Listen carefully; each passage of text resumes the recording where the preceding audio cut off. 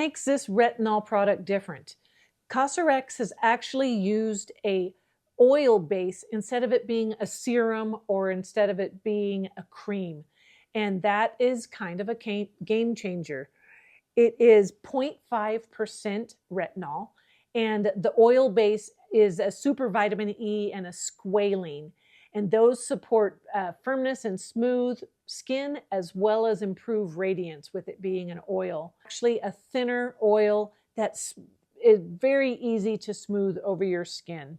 It is fragrance free, and you want to put it in the refrigerator when you're not using it. It's best to start out with just a patch of skin that's not on your face to see if you're going to react to it or not. You also want to start using it just 2 to 3 times a week to start with, and then build up to using it nightly.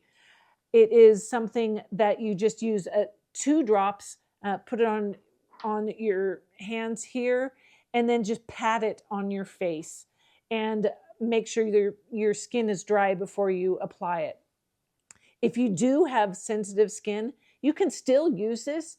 Just put a moisturizer on first, and then this retinol oil, and then another layer of moisturizer.